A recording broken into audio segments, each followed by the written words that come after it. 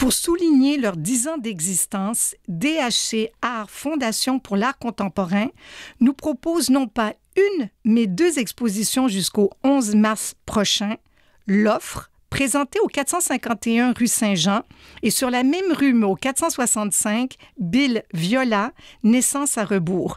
Et pour nous parler de ces 2 très belles expositions, nous recevons sa commissaire, Cheryl Sim.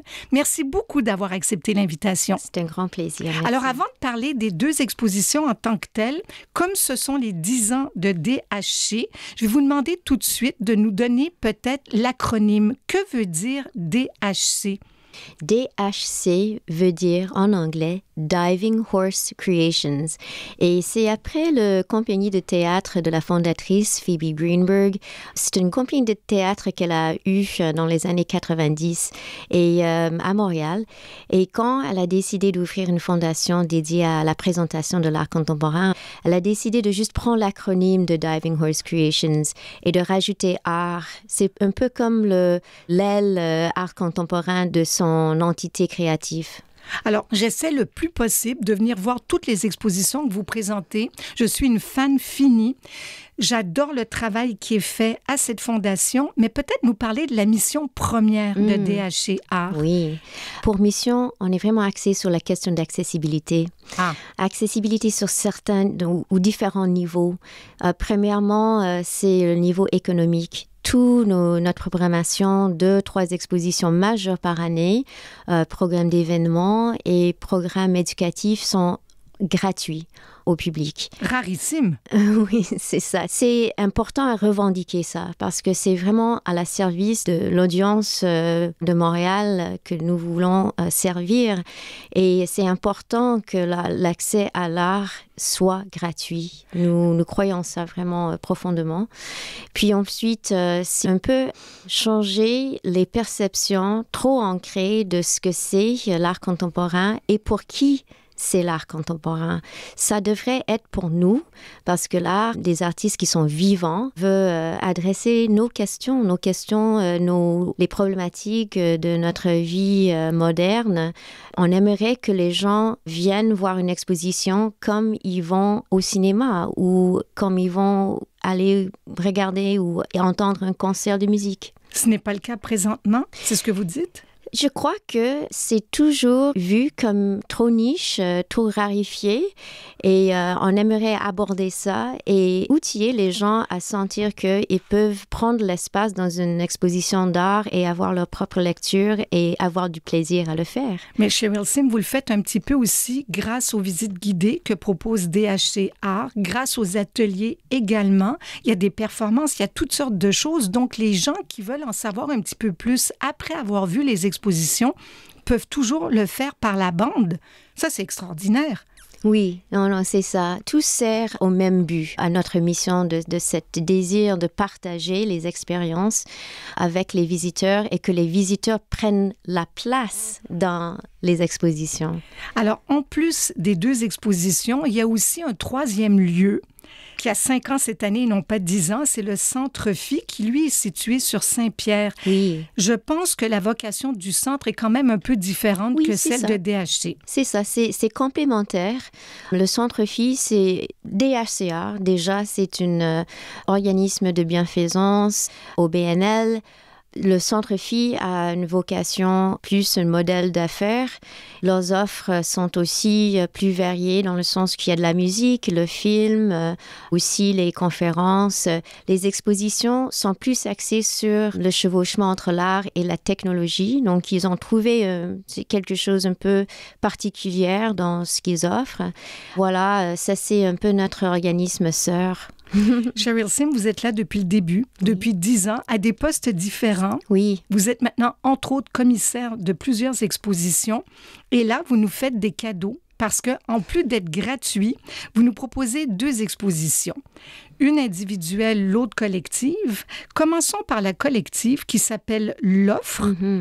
Qui propose 15 œuvres de 9 artistes. Comment se sont faits les choix pour un 10e anniversaire? D'abord, J'ai réfléchi longtemps à comment souligner la présence d'une fondation comme DHCR après 10 ans. J'étais préoccupée par la question du don. Il y a certainement le don de la fondation, mais il y a aussi le don de l'artiste et comment est-ce que la question du don est chargée avec beaucoup d'angoisse, beaucoup de questionnements. Quand nous pensons à offrir un cadeau, c'est toujours qu'est-ce que je donne? Est-ce que c'est combien est-ce que je dépense? Est-ce que c'est trop, pas assez? Et quand nous recevons, c'est les mêmes questions qui peuvent être soulevées. Donc, c'est cette tension qui était intéressante. Alors, pour choisir les œuvres, c'était plus... Il y a des artistes que je suis depuis très longtemps et j'ai réalisé qu'une des choses qui souligne ce qui est commun entre ces artistes est qu'ils sont intéressés aussi par la question du don. Et j'ai ramassé au fil des années une liste, disons, des œuvres que j'ai aimées. Et c'était vraiment à partir de cette liste que j'ai dit, il y a en fait des artistes qui pourraient avoir des œuvres qui peuvent être présentées dans ce contexte-là.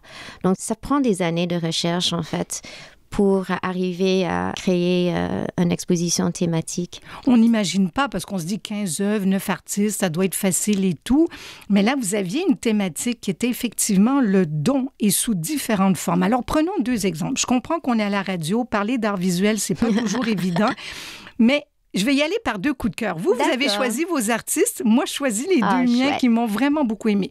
Alors, l'histoire de Pearls, Antoine de Saint-Exupéry, Le Petit Prince, une œuvre qui date de 99. Parlez-nous un peu de l'artiste et de ce qu'elle a fait autour de tout ça. Perle, c'est un projet de Simran Gill, qui est une artiste d'origine indienne, mais qui est née à Malaisie et habite entre Malaisie et Sydney, en Australie. Et depuis 1999, elle fait ce projet où elle demande à son ami, un bon ami, « C'est quoi votre livre préféré?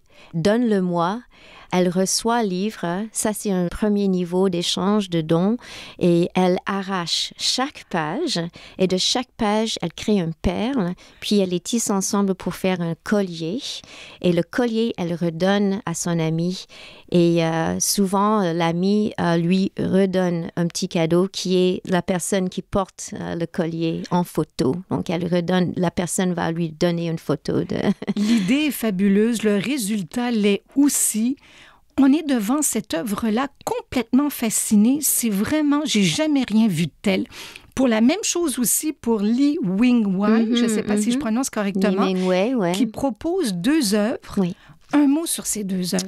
On a 2 œuvres, toute sa pratique est axée sur la question de connexion, d'échange et surtout entre les étrangers. La première s'appelle Money for Art et il s'agit des photos.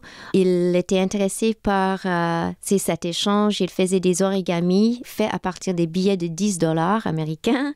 Il faisait ça dans un café à San Francisco. Il y a des étrangers qui étaient curieux puis ils ont commencé à parler de l'art et de la valeur de l'art et puis à la fin de leur conversation, il a offert ce origami à la personne et en échange pour leur numéro de téléphone ou adresse courriel parce qu'ils voulaient faire un suivi 6 mois après et 12 mois après pour savoir s'ils avaient toujours l'œuvre ou ça s'était transformé en autre chose. Alors, nous pouvons voir dans les photos cette évolution d'œuvre qui a été offerte à 9 personnes. Et ça, on va laisser les gens voir ce qui est arrivé de ces œuvres-là parce que ça va dans toutes les directions. Oui. Certains les ont gardées, d'autres pas. C'est ça. Donc, ça sera à suivre. Mais il propose aussi quelque chose autour de Schubert. Oui. Alors, Sonic Blossom, c'est l'autre œuvre que nous présentons. C'est activé les week-ends seulement. Donc, les samedis, les dimanches, pendant les heures d'ouverture, il y aura un chanteur qui passe dans toutes les salles et qui va choisir quelqu'un, qui va sélectionner un visiteur. Vous êtes abordé par le chanteur qui demande « Est-ce que je peux vous offrir le cadeau du chant ?» Il faut accepter. Non, est-ce que ça arrive que les gens refusent? À Montréal, on n'a pas encore eu ça, mais apparemment à New York, où c'était présenté au Met, il y avait beaucoup de gens qui ont désisté. Oui, c'est ça. Alors, si vous acceptez, vous allez suivre le chanteur jusqu'au 4e étage.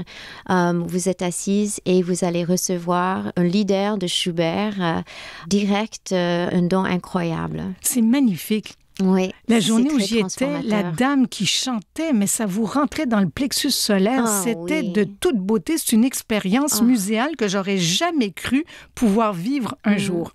Alors, la deuxième exposition, on traverse la rue c'est ça. et on s'en va du côté de Bill Viola, Naissance à rebours, qui est organisée en collaboration avec le Bill Viola Studio, dont vous êtes aussi commissaire. C'est la 26e exposition qui est présentée à DHC Art. On y présente 6 œuvres, surtout des vidéos. Parlez-nous un peu de cet artiste-là. Bill Viola, c'est un artiste qui a une carrière de 40 ans déjà. C'est un des pionniers vraiment de l'art vidéo.